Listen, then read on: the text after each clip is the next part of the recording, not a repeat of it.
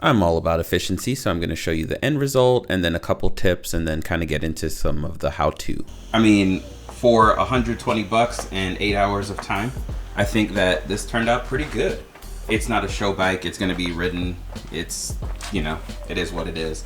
I like the color, and this is the good side. I learned a lot on this side, and so I went a little bit overboard. You'll still see some orange popping out, but for the price, I mean, it's kind of hard to beat. Yes, I would pay someone to do this in the future, but it's also kind of fun, a little bit enjoyable. And yeah, so hopefully you guys enjoyed and don't roast me too much for trying to be a little cheapskate. This is the bike, and of course I gotta do something about the orange wheels, but looks good. Let me know what you guys think down below. First attempt at wrapping a bike, and there she sits. I did, you know, somehow end up with a couple extra screws, and I've got to figure out where those guys go. But for the most part, I think I got everything back together pretty nicely. I am going to change out this visor if I do end up keeping this bike for a lot longer, just because I think the black visor would look a little bit better, or a different color maybe. A few things that I want to point out is that overall, from a distance, everything looks great. But up close, I have some problems, and it's that whenever you guys do this is just to make sure that you go in and overly wrap. There's a lot of panel gaps that I didn't account for while I was actually doing this process. And then on top of that, just trying to get some of the edges a little bit better. Got a couple imperfections, nothing that I didn't expect, knowing that I'm not a professional rapper. I do spit some nice bars, but I'm not a professional rapper, to continue my point. And so this, for the $122 and 6 to 8 hours of my time, I think is worthwhile. And a couple other things that I want to point out is, like I said earlier, I wish that there were some spots where I realized that I was going to have to, you know, add a little bit more wrap like underneath here, and then make these edges a little bit better because they are exposed. The last thing that I want to say is that a lot of people and businesses don't enjoy wrapping bikes because these wraps don't hold up as long, just because of the complexity of the pieces. So one thing that I want to pass on to you guys too is, if you do have the option to buy the seamless cutting tape or the wrap cutting tape, whatever it's called, make sure you get that, because it'll help with some of these angles where the wrap is going in multi directions.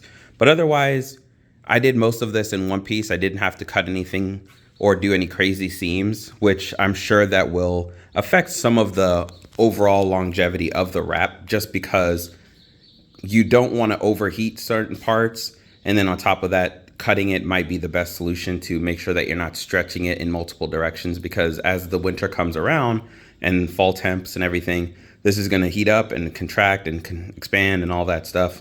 Law of thermodynamics and all that good stuff, you know what I'm talking about. But overall, just make sure that you're aware of that. So this is expected to really just last me this season. Then I'll probably pick a different color and just continue to try to get a little bit better at this as time goes on. But 122 bucks, I think it turned out great. I don't have any complaints other than a couple spots that I've got to look at. But to anybody else who just walks up on this thing, they might be like, oh, that's pretty solid. Maybe think that this wrap's a couple years old, but from this distance, she's pretty. And I don't know, some people might not love this color, but I think this color is awesome. I would push it out in the sun, but I'm too lazy. All right, so we're in my wrapping studio, and here's the new color. So let me go ahead and get everything set up. I don't plan to do a tutorial on how to wrap, maybe pass on some tips that I've learned over the years. But for the most part, here's another piece of carbon fiber that I have left over from the last time I did some wrapping. But it's actually not too bad. It takes a little bit of practice. I tried to get a little promo code for you guys, but they didn't respond to my email. However, I do have a friend. She does car wraps and all that good stuff. So use the code attached, and feel free to head over to Instagram and check out her socials for other tips. So as I'm getting everything set up, you will need a heat gun of some sort. It doesn't matter. It could be a hair dryer. It could be anything that provides heat. Yeah, got that set up. I lost mine when I moved to Ohio, so I had to get a new one. You're gonna need an X-Acto knife so you can cut, and then you're gonna need one of these guys, a felt squeegee type thing. And then normally I have wrap gloves, but in this case I'm just gonna use the ones that I had from my light bulb video. So you know, it's nice, soft, easy to press, saves your fingertips a little bit of struggle. All right, so I got everything laid out. So this is about a 5 by 10. And so looking at everything, you can see, like I said, I'm only doing the pieces that are orange. So I'm going to take that black piece off and just do some of this. But I've got more than enough and a little bit extra. So I'm going to try to cut these as nice as I can. Start with the larger pieces, make sure those guys have enough whenever I get these cut up. And then we'll move back to the table and get everything done. I'm going to clean this up again. Give it a nice little spray. Rub down.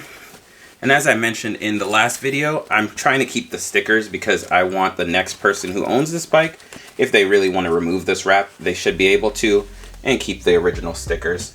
So I'm gonna clean it up, make sure you don't have any scuffs, because they will show up under the wrap, and you don't want to put scuffs on your hard work. So got this piece ready to go. So it's time to get to wrapping. Like I said, this isn't so much of a tutorial as much as it is just some tips that I've picked up along the way. One of the most important things is to kind of cut your piece a little bit larger than the area you're wrapping, so you have a little bit of extra wiggle room. The next tip is just to really start from the inside and kind of squeegee outwards. And if you have a piece that you remember the shape of, or for this situation I have two of each piece, I was able to remember which way the curves and angles and everything go. The next tip is to try not to use heat all the time. You only want to use it when it's necessary, if the piece is getting pulled in 5 directions.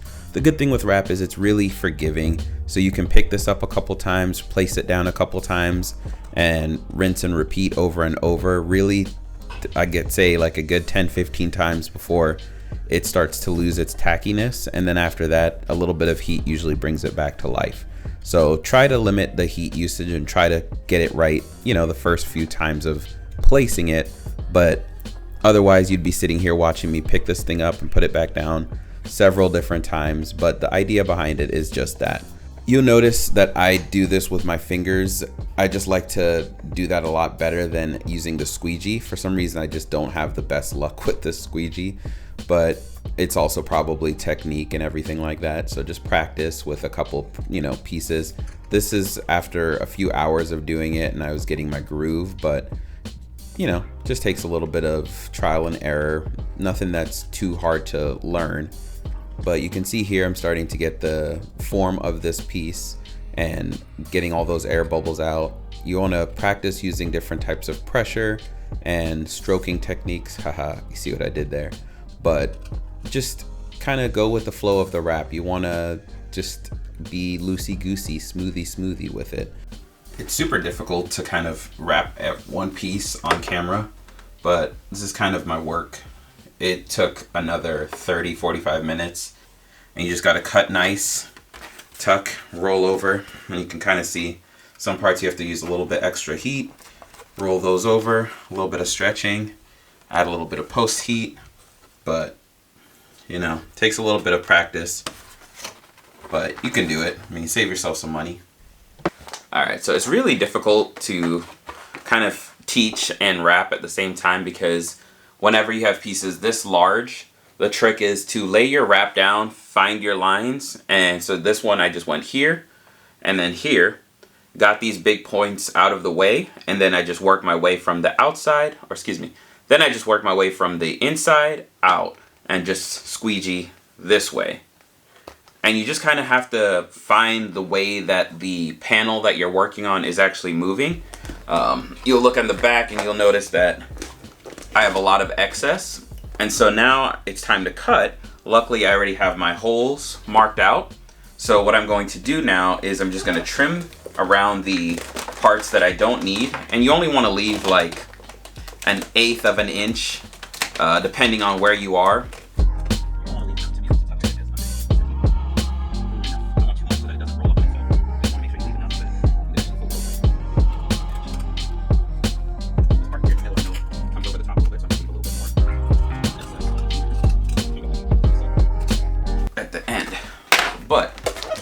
See, rough chop, and now I can start to fold over some of these edges.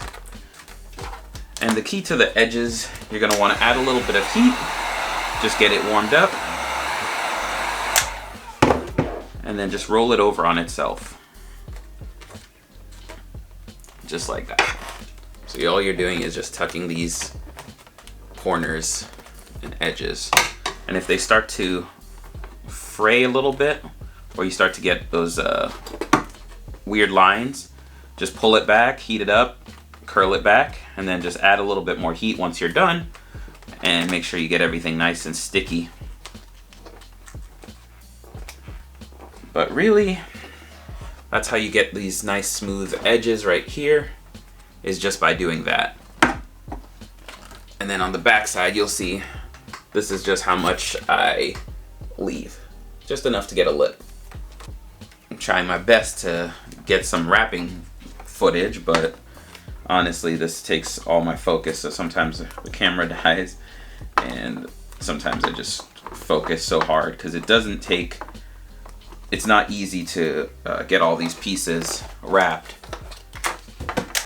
And then up here, like I said, this part, there's a little bit of this is exposed. So what I'm going to do is I'm going to figure out exactly where I need to lay these down. Pull and lay, and I'm just going to keep pulling and laying until I have a nice bit of excess, and then I'm going to trim that off. This is one thing that I wish I could go back and redo, is that I didn't cover all the orange, and I was unaware of where all the panel gaps are. And so it came back to bite me in the butt at the end of it all. So I really should have wrapped way more than I did. So just a note for those of you guys that are wanting to take this on, just over wrap, because you never know where all the panel gaps are going to be unless you take a picture ahead of time. Then with this top piece, I know that I have a little bit of room to spare, so fitment's not an issue, so I can have a little bit of extra wrap sitting here, and that's not a problem.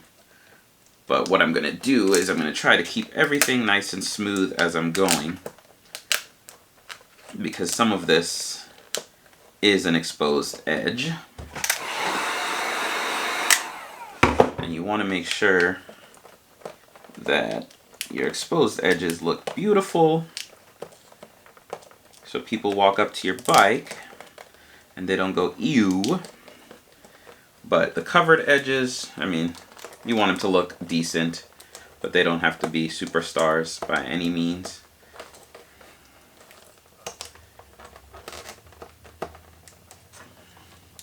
And I find it easier to use my thumb or my finger than to use the squeegee sometimes. So if you're wondering why I have a squeegee that I'm not using, it's just because I don't mind using my fingers.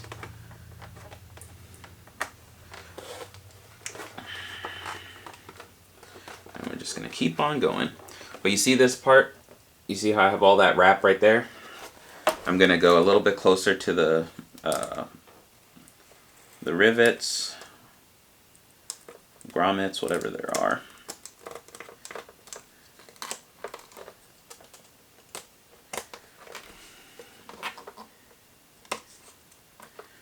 Because you just want everything to lay flat. You don't want pieces sticking up. You don't want edges looking goofy. So I'm going to stick all this down, rip off any excess as I go. Well, cut off any excess. You don't want to rip it. So it looks like that. You can kind of see it coming together. And so like I said, there's a piece that lays right in here, so it's going to be covered up. But you want to get all that you can as smooth as you can. You guys can see a lot cleaner, smoother. So same thing, add a little bit of heat.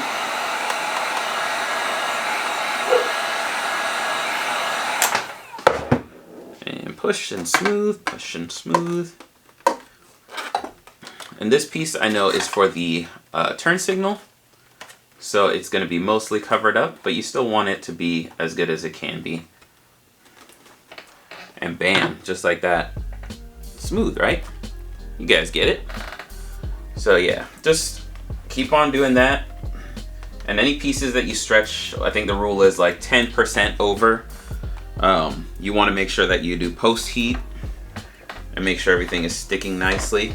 Because any of the pieces you overstretch, they are going to want to cool down and move back into their normal position.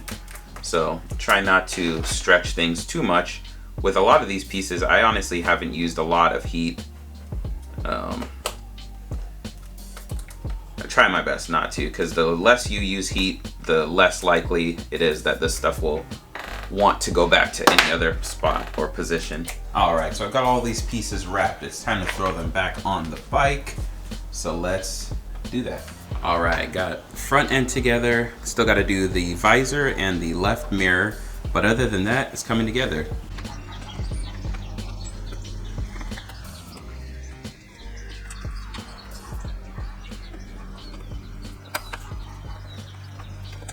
This is what everything looks like once it's put together. Ignore the little scuff on my seat. I put the seat on top of something and it fell over, but the wrap looks good. I mean, I'd give it a solid 8.5 out of 10. I don't know what you guys think, but let me know.